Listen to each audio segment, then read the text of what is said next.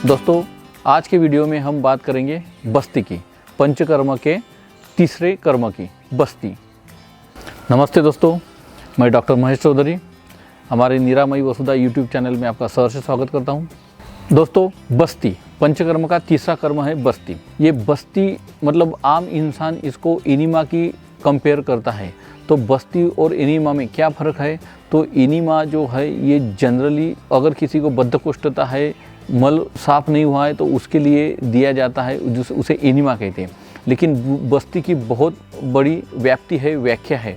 तो ये बस्ती जो है नाम, ये बस्ती थोड़ा नाम इसलिए है कि पहले के ज़माने में जब बस्ती दिया करते थे तो ये बस्ती देने के लिए प्राणियों का मूत्राशय इस्तेमाल करते थे, जिसे हम मूत्राशय को बस्ती कहते थे। इसलिए इस कर्म का नाम भी बस्ती ही पड़ा है, इसलिए हम इसे बस्ती कहते हैं। गुदा द्वारा किसी भी दवा का शरीर में प्रवेश कराना, इसे बस्ती कहते हैं। ये जो बस्ती होती है, मॉडर्न साइंस में भी इसे मान्यता दी गई है कि गुदा द्वार से भी मेडिसिन शरीर में प्रविष्ट की जाती है, जिससे कि उसका अच्छा परिणाम देखने को हमें मिलता है। यही बात सब आयुर्वेद में भी कही गई है। जो हमारा पक्वाशय होता है, जो लार्ज इंटेस्टाइन होता है, उसका जो आखिरी हिस्सा होता है जिसे हम सिग्मोइड कोलन कहते हैं, ये डिसेंडिंग कोलन और सिग्मोइड कोलन, इसमें सोडियम की मात्रा बनाए रखने के लिए भी हम सोडियम की एनीमा इसमें देते रहते हैं। तो ये है फर्क मुख्यतः एनीमा और बस्ती में। तो बस्ती जो होती है ये शरीर में पंचकर्म के लिए, अन्य किसी बीमारियों के ट्रीटमेंट के लिए भी हम बस्ती देते हैं। ये बस्ती जो होती है ये मुख्यतः वात दोष के लिए दी जाती है। वात की जो 80 प्रकार की बीमारियां कही गई है, ये वात की 80 प्रकार की बीमारियां ये बस्ती के जरिए ठीक की जाती है। 80 प्रकार की बीमारियों में ये बस्ती चिकित्सा प्राधान्यतम चिकित्सा कही गई है। और अन्य प्रकार की जो बस्तियां कही गई है, जैसे कि शिरो बस्ती हो गई, जानू बस्ती हो गई, नेत्र बस्ती हो गई, कटी बस्ती, ग्रीवा बस्ती, व्रण बस्ती, हृदय बस्ती, ये बस्तियों के अन्य प्रकार है। लेकिन आज की वीडियो में हम उसकी चर्चा नहीं करेंगे। हम आज जो मेन गुदा द्वारा से दी जाने वाले द्रव्यों की बात करेंगे, वो मेन बस्ती है, उसकी हम ज़्यादा बात करेंगे। तो वात बस्ती का महत्व हमें इस बात से भी मालूम पड़ता है कि वातालबणेषु दोषेषु वाते वा बस्ती रिष्यते, ऐसा अष्टांग हृदय संग्रहकार ने कहा है। तो ये बस्ती का जो उपक्रम है ये वात के लिए प्रधान है, वात दोष में किया जाता है। पक्वाशय जो वात का प्रमुख स्थान है, हमारे जो नर्वस सिस्टम है उसको कंट्रोल करने वाला, या फिर हमारे शरीर के सब कर्मों को कंट्रोल करने वाला कौन है? तो वो है वात, वायु। तो ये वायु का जो निर्मित होती है ये हमारी पक्वाशय में होती है, हमारे लार्ज इंटेस्टाइन में होती है। ये मॉडर्न साइंस ने भी बात प्रूव की है। वात के बारे में तो कहा है वायुस्तंत्र यंत्र धरा, वायु ही हमारे शरीर के यंत्र तंत्र को कंट्रोल करता है, ऐसा वायु हमारे पक्वाशय में पैदा होता है। तो ये बस्ती जो प्रकार है ये पंचकर्म के सर्वश्रेष्ठ प्रकारों में एक है। काय चिकित्सा का, मेडिसिनल ट्रीटमेंट का आधि चिकित्सा इसे कहा गया। इतना महत्व मेडिसिन फील्ड में इस बस्ती का है। इसके लिए कहा है यथा प्रणीहिता सम्यक बस्ती काय चिकित्सिते, सुश्रुत शास्त्रान में कहा गया है कि ये बस्ती चिकित्सा जो है ये मेडिसिन की आधी चिकित्सा है। तो दोस्तों, अभी बात करेंगे बस्तियों के प्रकार की। तो ये जो बस्ती होती है ये अनेक प्रकारों की है, जैसे कि अधिष्ठान भेद से उसके भेद किए गए हैं, द्रव्य भेद से कौन से द्रव्य से बस्ती दी जाती है उसके हिसाब से उसका भेद है, संख्या के हिसाब से उसका भेद है, जिसे कर्म के हिसाब से भी उसका कर्म भेद है, और अन्य प्रकार से 5 मुख्य प्रकार किए गए हैं बस्तियों के। अधिष्ठान भेद से बस्ती और उत्तर बस्ती, बस्ती जो गुद मार्ग से दी जाती है उसे बस्ती बोलते हैं। उत्तर बस्ती मतलब जो मूत्र मार्ग से दी जाती है उसे उत्तर बस्ती बोलते हैं। द्रव्य भेद से जो निरोह बस्ती होते हैं वो कल्क, क्वात और स्नेह से दी जाती है, और अनुवासन जो होता है जिसमें सिर्फ केवल स्नेह से बस्ती दी जाती है। कर्म भेद से जो बस्तियों के प्रकार उसमें शोधन, लेखन, ब्रूहण और स्नेहन, ऐसे 4 प्रकार किए गए। बस्तियों की संख्या के अनुसार कर्म बस्ती, काल बस्ती और मात्रा बस्ती, ऐसे प्रकार है। अन्य बस्ती जैसे कि यापन बस्ती हो गई, सिद्ध बस्ती हो गई, पादहीन, तीक्ष्ण वगैरह वगैरह, ये सब बस्तियों के अन्य प्रकार हैं। बस्ती की संप्राप्ति देखते हुए हमें ऐसे मालूम पड़ता है कि जैसे ही हम बस्ती गुद मार्ग से देते हैं तो गुद मार्ग से ही वो वहाँ से एब्सॉर्ब होना शुरू कर देता है और अपना कार्य दिखाना शुरू हो जाता है। तो ये बस्ती की मुख्य संप्राप्ति है। बस्ती का विशेष उपयोग जो है अगर मॉडर्न साइंस से देखा जाए तो अल्सरेटिव कोलाइटिस, जैसे कि हम प्रवाहिका बोलते हैं, Crohn's disease, colitis, large intestine, small intestine के जो सब डिसीजेज है और कॉन्स्टिपेशन, इन सब रोगों में हमें बस्ती का बहुत अच्छा परिणाम देखने को मिलता है। तो ऐसा बस्ती कर्म जब हम करते हैं तो बस्ती कर्म में तो पूर्व कर्म बता ही गया है, स्नेहन स्वेदन।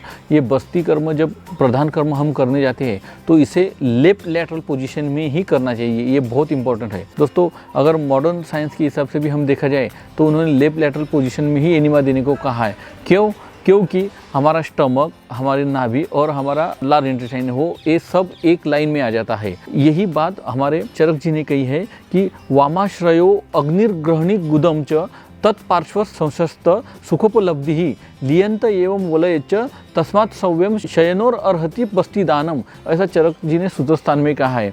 इसका मतलब यह है कि वामाश्रयो मतलब वाम आश्रित होकर, मतलब लेफ्ट लेटरल पोजीशन में, तो ऐसे पोजीशन में अग्नि मतलब ग्रहणी और गुदाशय ये सब एक ही लाइन में आ जाते हैं, तो बस्ती देने में सुकरता पैदा होती है और बस्ती अच्छी तरह से काम करती है। तो यही आयुर्वेद शास्त्र में भी कहा है, यही मॉडर्न साइंस भी कहता है कि लेफ्ट लेटरल पोजीशन वामाश्रयो, तो ये पोजीशन में ही प्रधान कर्म बस्ती कर्म करना चाहिए। अभी इसके बाद बात करेंगे कि दी हुई बस्ती कब वापस बाहर निकल जाए, तो उस कहते हैं कि बस्ती प्रत्यागमन काल। तो बस्ती देने से जब वो मल वेग आ जाता है, कितने समय में आता है उसका भी हिसाब है। तकरीबन 48 मिनट्स 48 मिनट कहे गए, जिसे एक मुहूर्त हम कहते हैं। ये सुश्रुत जी ने बस्ती प्रत्यागमन काल कहा है। अभी बात करेंगे उत्तर बस्ती। उत्तर बस्ती में मतलब जिसमें कि हम मेल हो या फीमेल हो, उनके मूत्र मार्ग में या योनि मार्ग में जो बस्ती दिया जाता है उसे उत्तर बस्ती कहते हैं। योनि व्यापक के अन्य बहुत सारी बीमारियों में भी उत्तर बस्ती की जाती है। मैं शल्य का विद्यार्थी हूँ, इसलिए शल्य की बात करूँगा कि तो बहुत सारे यूरिथ्रल स्ट्रक्चर जो है और बहुत सारे यूरिथ्रा में जो हमें डायलिटेशन करना पड़ता है, अगर उसमें हम ये उत्तर बस्ती या फिर मेडिकेटेड घृत लगाकर डायलिटेशन करते हैं या बाद में मेडिकेटेड घृत से उत्तर बस्ती देते हैं, तो दोस्तों इसमें बहुत ही अच्छे रिजल्ट मिलते हैं। ये डायलिटेशन जो पेशेंट को 15-15 या 1-1 महीने बाद करना पड़ता है, तो वो तकरीबन 1-1 साल तक करने की ज़रूरत नहीं है। ऐसे बहुत सारे पेशेंट मेरे पास है जिनमें हमने ये यूरिथ्रल स्ट्रक्चर में उत्तर बस्ती में देकर उनका जो डायलिटेशन का पीरियड है वो बहुत ही बढ़ा दिया है। तो सुश्रुत जी ने भी तो कहा है इसके बारे में, घृताभ्यक्तम प्रविशेत, जो डायलेटर्स होते हैं वो घृत से अलिप्त करके ही डायलिटेशन करना चाहिए। तो दोस्तों अभी बात करेंगे सम्यक बस्ती लक्षणों की। बस्ती का सम्यक प्रकार से दी गई है, इसके क्या लक्षण होते हैं? तो शरीर में लघुता आती है, रोग नाश होता है, रोगोपशमन होता है, अग्नि तीक्ष्ण हो जाता है शरीर का, शरीर में स्वस्थता प्रदान होती है, बल प्रसन्नता पैदा होती है, शरीर में तेज आ जाता है, चिर तारुण्यता प्राप्त होती है और पेशेंट को दीर्घायु प्राप्त होती है। और वात कंट्रोल में होता है। अगर वात कंट्रोल में रहा तो बहुत सारी बीमारियां अपने आप ही शांत होती है, क्योंकि वात ही होता है जो पित्त को और कफ को बढ़ाता है या फिर उनको प्रकोपित करता है। और इसके बारे में तो साइंस में बहुत अच्छा कहा गया है, पित्तम पंगु कफम पंगु पंगो मल धातवः वायु न यत्र नियंते तत्र वर्षन्ति मेघवत। इसका मतलब पित्त भी पंगु है, कफ भी पंगु है, धातु मल भी पंगु है, ये वात ही सबका नियंत्रक है। जिस तरह वायु आकाश में जो मेघ होते हैं उनको वायु यहाँ से वहाँ ले जाता है और जहाँ पे वो चाहता है वहीं पे बरसात होती है, वैसे ही ये वायु जो होता है ये शरीर का नियंत्रक होता है, बाकी सब पंगु होता है। तो ऐसा वात की महिमा कही गई है और ये वात को नियंत्रित करने वाला, 80 तरह के वात की बीमारी को नियंत्रित करने वाली ये बस्ती चिकित्सा काय चिकित्सा की मेडिसिन की आधी चिकित्सा कही गई है। तो दोस्तों ये था हमारा बस्ती के बारे में वीडियो।